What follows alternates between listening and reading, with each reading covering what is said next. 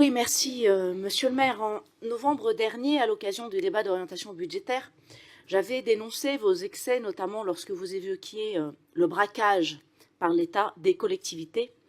Je vous avais dit que ces propos étaient autant ridicules que graves. Ridicule et grave car cela remet en cause notre démocratie parlementaire. Ridicule et grave car vous délégitimez nos institutions. Ridicule et grave, en somme, car vous participez à l'outrance et l'inflation de l'outrance dans le débat public. Et nous y sommes. En vous accoquinant, vous et vos amis, à l'échelle nationale, avec le Rassemblement national à l'Assemblée, fort de vos coups de butoir, excusez-moi, vous avez voté avec eux, la censure, pardon. Donc, fort de vos coups de butoirs infondés et délétères, vous avez fait tomber le gouvernement Barnier. Je ne suis pas certaine que cela aide la France et les Français. Cela déstabilise les institutions françaises, le doute s'installe, la note de la France a d'ailleurs été dégradée depuis, les taux d'intérêt montent, les Français sont dubitatifs et même inquiets. Très concrètement, il n'y a pas de budget pour 2025. Cela veut dire que c'est le même budget de 2024 qui va s'appliquer en attendant un vote. Budget 2024 auquel vos amis députés se raccrochent désormais, comme vous aujourd'hui d'ailleurs, mais budget que vous avez tous dénoncé en 2023. Je trouve ça quand même assez cocasse, et d'ailleurs que vos amis à l'échelle nationale n'ont pas voté en 2023 sur ce qui concerne le budget 2024, que maintenant vous plébiscitez comme la porte de sortie. Je trouve ça assez curieux. Mais cela affaiblit également l'image et la place de la France, dans l'Europe et dans le monde, alors qu'il y a tant à faire pour garantir la paix et les équilibres précaires de la diplomatie internationale. La guerre en Ukraine, l'élection de Donald Trump aux États-Unis, la montée en puissance de la Chine et des BRICS. Je vous donne un exemple très concret encore une fois. La Commission européenne a validé l'accord du Mercosur, tandis que la France était empêtrée dans le chaos que vous avez semé. Pourtant, le président de la République, comme le gouvernement français, était contre, comme vous. Le résultat de votre chaos, c'est que le Mercosur est désormais en vigueur. Je sais combien il est difficile de perdre une élection. Combien cela peut être frustrant, croyez-moi d'expérience. Mais le NFP n'a pas gagné l'élection législative de 2024. C'est le Front républicain qui a gagné. Là encore, je sais de quoi je parle, car j'ai retiré ma candidature au second tour des élections législatives pour faire front contre le Rassemblement national. Et je peux vous dire que cela m'a coûté.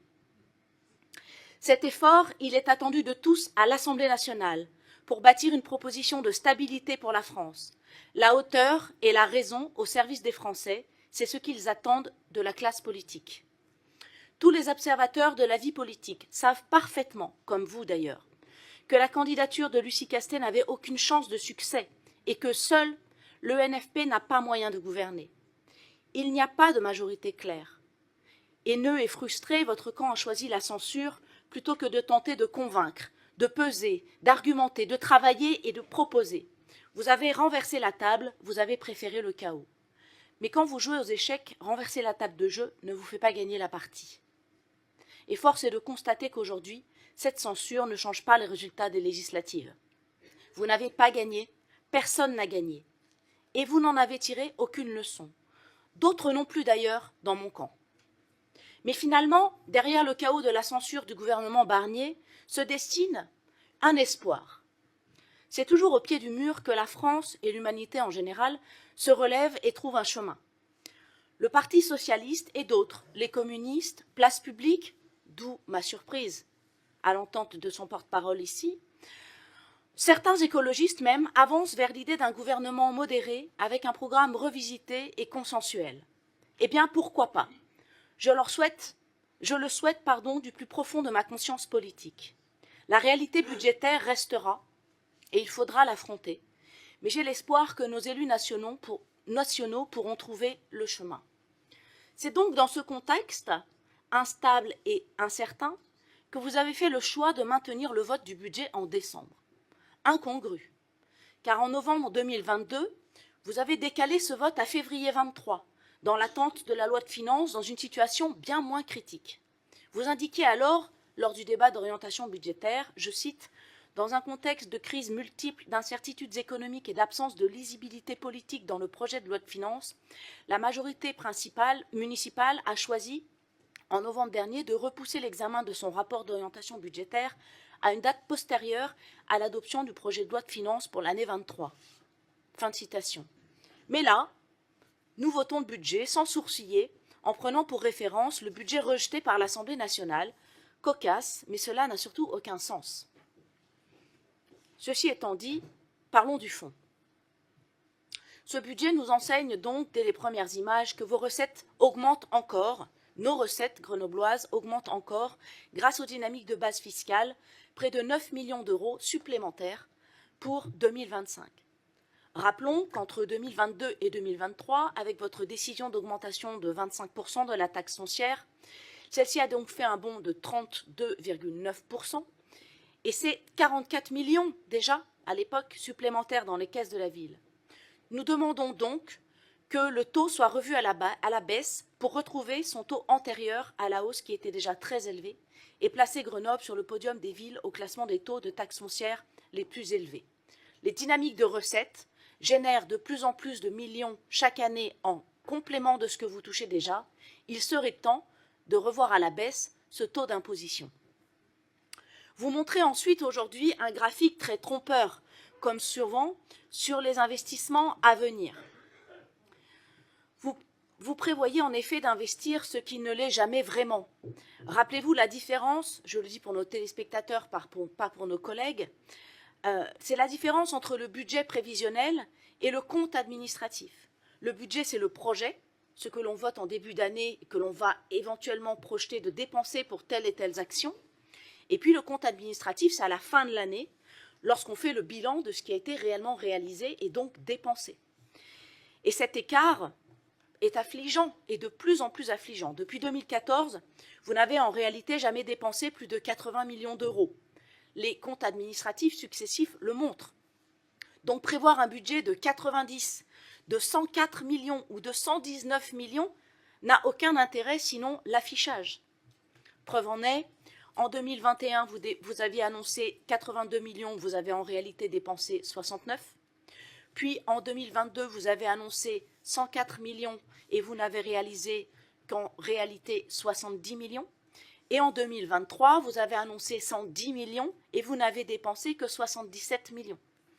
Donc des budgets annoncés à plus de 100 millions d'investissements n'ont aucun sens, c'est de la com en réalité. Et c'est surtout que vous vous servez de ces annonces de budget pour justifier l'augmentation des impôts alors que ça n'a évidemment aucune réalité. Il y a, depuis 2022, vous l'avez compris, près de 30 millions d'écarts chaque année entre vos promesses et vos réalisations.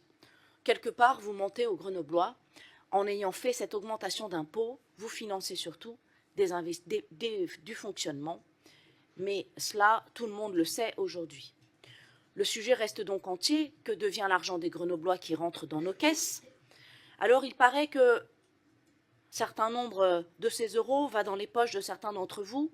N'hésitez pas à me répondre que c'est faux. J'aurais très envie d'entendre Madame Martin crier son innocence. Mais au-delà de cette affaire en cours d'instruction par la justice, la réalité, c'est que ce donc n'est pas de l'investissement que vous dépensez, mais bel et bien du fonctionnement. La dette, quant à elle, montre que vous la creusez toujours plus, près de 300 millions en 2025.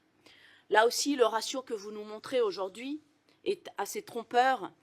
Effectivement, le ratio que vous montrez aujourd'hui, chers collègues, est en baisse dans la partie rouge. Si on peut le remettre, ce serait super. Je ne sais pas si quelqu'un peut remettre la courbe.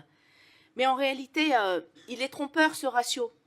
Parce qu'il baisse simplement parce que vous avez augmenté les recettes, pas parce que vous avez baissé la dette. C'est vraiment un énorme bobard, en fait. Et voilà, donc ce serait bien qu'on remette, s'il vous plaît, le graphique, s'il vous plaît, à la technique, pardon. Je ne sais pas qui suit le sujet. Voilà, il y a un graphique, c'était avant. C'est le graphique avec encore avant. Voilà. Ah, il est vert, pardon. Donc, vous voyez, ça baisse à la fin, depuis 2014 à peu près, ou depuis les années 2010, et notamment à la fin, depuis ces 4-5 derniers budgets, ça baisse parce qu'effectivement, les recettes ont augmenté. Donc, mécaniquement, le ratio baisse. Bravo, non, mais c'est assez subtil et filou, hein. Vraiment, ça n'a aucun sens. La dette ne baisse pas, elle ne fait qu'augmenter. On est à 300 millions de dettes par an, tout budget confondu. Eh oui, merci de le reconnaître. Je vois bien qu'il y en a un ou deux qui s'ouvrent gênés. Mais c'est la réalité. Le ratio baisse parce que vous avez augmenté les impôts. Enfin, franchement, je trouve ça assez dingue de se servir de ce graphique et de ce ratio qui ne dit pas la vérité aux Grenoblois. Et donc, cette dette, elle est de près de 1 800 € par habitant, quand les autres villes de la strate sont à un peu plus de 1 000 €. Il y a donc près de 700 € d'écart entre nous, Grenoble, et les autres villes de taille comparable. Voilà, donc vous ne nous ferez pas croire que tout va bien dans le meilleur des mondes et que la dette a baissé. C'est faux. C'est mathématiquement, réellement faux. Depuis la rentrée, j'aborde un autre sujet. Il est évident pour chacun que la vie quotidienne des Grenoblois se dégrade. Grenoble est sale et se délabre, les trous dans la chaussée, j'en parlais tout à l'heure mais tout le monde s'en fiche, les tags qui se multiplient, les poubelles mal gérées, certes ça n'est pas que vous, mais c'est vous en partie, le développement des rats ou des surmulots pour parler correctement. Au milieu de ce cloaque, de plus en plus de sans domicile fixe construisent des abris de fortune devant les halls d'immeubles ou en pied de vitrine des magasins. Des cartons, des couvertures, des matelas et même un canapé en bas de l'office du tourisme. Qu'en est-il, monsieur le maire, de votre politique d'accueil et de solidarité? Que font toutes ces pauvres personnes dans les rues de Grenoble? N'êtes-vous pas le chantre de l'accueil inconditionnel et du logement pour tous? Et bien sûr, comment se taire sur l'insécurité qui atteint des sommets? Place Saint-Bruno, les coups de feu sont quasiment quotidiens. Les pickpockets sont légion en centre-ville, mais pas un mot dans votre budget sur ces problèmes. Pas un mot. Qu'avez-vous fait toutes ces années pour les Grenoblois, pour l'avenir de nos enfants, pour que notre ville soit belle et agréable à vivre? Que restera-t-il de votre passage à la mairie de Grenoble, monsieur le maire? Pour le budget 2025, le florilège des dépenses prévues est encore à la hauteur du vide sidéral de votre vision. Pour Grenoble, je le disais, lors du débat d'orientation budgétaire. Vous financez des actions qui ne sont pas de votre compétence. On peut les reciter ici, les abonnements de transport en commun, l'alimentation, des fournitures scolaires, de la santé, une mutuelle communale. Et j'en plaisantais pendant le débat d'orientation budgétaire, cette mutuelle communale, on lui prédit le même avenir que le Cairn, rappelez-vous la dernière fois, ou encore la multiplication des hébergements d'urgence qui pourtant ne satisfont pas ceux qui sont encore à la rue, à croire que plus on en fait, moins cela marche, je ne sais pas, mais il semblerait qu'il y ait quelque chose qui patine dans votre système. Je le redis aujourd'hui comme au dernier conseil municipal, vous êtes le capitaine d'un bateau ivre, monsieur le maire, votre gestion financière sera une difficulté majeure pour la prochaine équipe qui aura en charge l'exécutif de cette ville de Grenoble et qui aura bien du mal, et il faudra des années pour que Grenoble se remette de votre bilan financier. Voilà la triste réalité. Merci. C'est par me la donner, voilà. Je sais que ça vous coûte. Non, monsieur le maire, notre explication. Eh ben oui, je sais, ça vous fait mal. Je sais que c'est toujours douloureux pour vous. Si, de toute évidence, vous avez du mal à le supporter. Vous voyez, vous me laissez pas la parole, vous continuez à parler sur moi. Je sais pas si ce temps-là va compter, mais voilà. Donc, nous voterons contre le budget et nous vous proposons de confier à l'opposition la commission des finances, comme vous vous étiez engagé à le faire, de façon à ce que nous puissions travailler avec les services budgétaires de la ville pour vous faire un contre-budget, puisque vous semblez avoir besoin d'aide, pour avoir un budget plus équilibré, moins endetté, et évidemment qui fonctionnera un peu moins.